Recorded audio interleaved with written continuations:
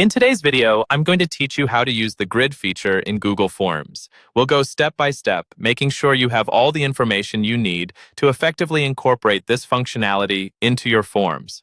Whether you're using it for surveys, quizzes, or other data collection, the grid option is a handy tool to capture more structured information quickly. First things first, you'll need to open Google Forms. You can do this by going to forms.google.com or accessing it through your Google Drive. Once there, click on the blank form to start a new form. This should get you to a page that looks like a simple title and then a question field.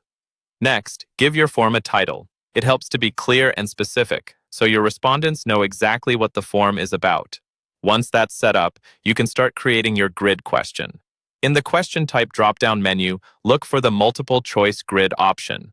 This feature will allow you to create a grid where respondents can select one answer per row. Now, in the rows section, you'll define the questions. This setup is like creating a list of statements or questions you want your respondents to evaluate. For example, if you're asking about satisfaction, your rows might include items like customer service, product quality, and website usability. Each row will be where respondents give their feedback or choose their option. After you've filled in your rows, it's time to move to the columns. This section is where you define the answer options that respondents can choose from. Continuing with our satisfaction survey example, your columns might include options like very satisfied, satisfied, neutral, unsatisfied, and very unsatisfied.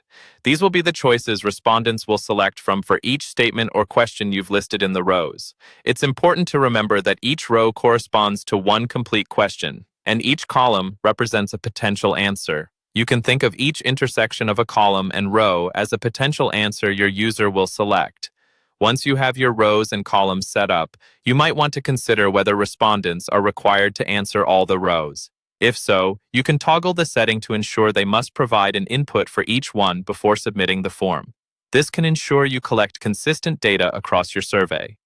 Before you finish up, it's always a good idea to preview your form. You can do this by clicking the eye icon in the top right, which allows you to have a look at what your respondents will see. This gives you a chance to double-check your layout and make sure everything looks as intended. Finally, when you're satisfied with your setup, you're ready to share your form with your intended audience. Use the Send button to share via email or get a link that you can distribute as needed. And there you have it, a comprehensive guide on how to use the grid feature in Google Forms. I hope this helps you in gathering valuable data in a more structured way. Thanks for watching and happy form creating.